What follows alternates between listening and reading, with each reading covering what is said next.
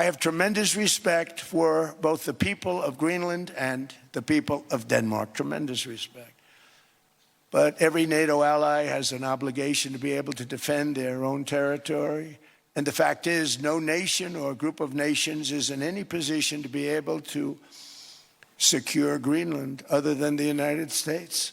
They have a choice. You can say yes, and we will be very appreciative, or you can say no, and we will remember.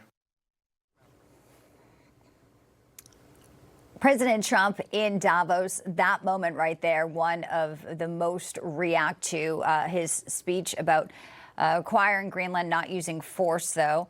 Obviously, there's many world markets reacting to this. We can tell you the markets rebounded from some of the comments he's made. The Dow up nearly 500 points after a 900-point drop yesterday. So we watch Davos and the news that is breaking every single hour. We're pleased to bring in former Trump economic advisor who advised the Trump administration on its writing and passage of the tax cuts, the Jobs Act of 2017.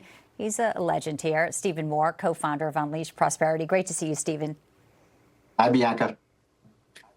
All right. So, the Dow is rebounding. We have, these meetings of the minds here in Davos. Greenland, obviously a hot topic. The fact he says he won't use force, what do you think that will do with some of the markets? Even the dip, many say, because the stock market is so much higher than it was before. They say this is not a dip. It's actually an opportunity to buy. Well, look, I think Greenland is a kind of a distraction of what's really going on in the world economy, which is what Trump talked about today during most of his speech, which is, as you just played the clip, America is back. We are by far the fastest growing major economy in the world.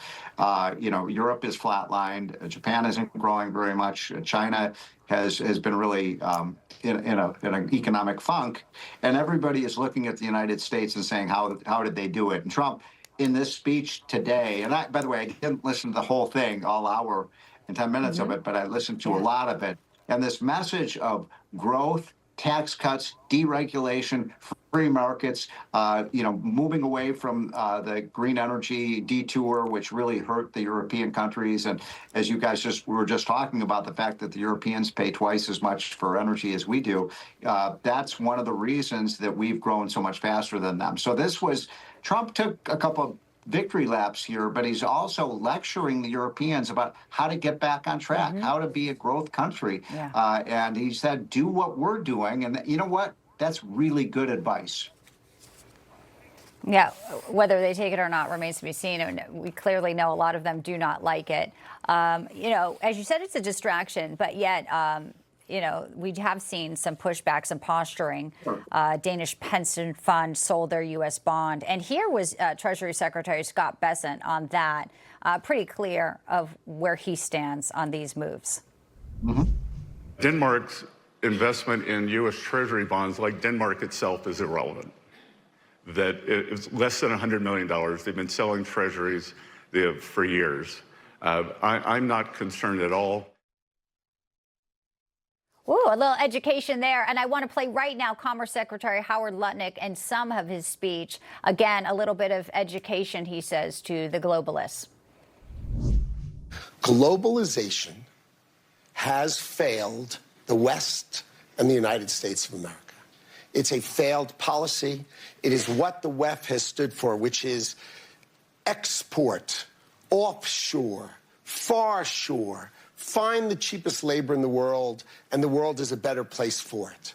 The fact is, it has left America behind. It has left the American workers behind. I don't know if their heads were exploding there, but we heard one report here that European Central Bank Chief Christine Lagarde walked out of dinner during those comments here. They don't like to hear it, but you believe, obviously, this is all factual and true. And you just talked about a waning influence at Davos. Well, listen, I guess I agree with some of what Lutnick was saying. I mean, there's no question that a globalized economy with trade and economic cooperation has benefited the United States and benefits everyone. If it weren't for trade, we'd all be living in caves right now.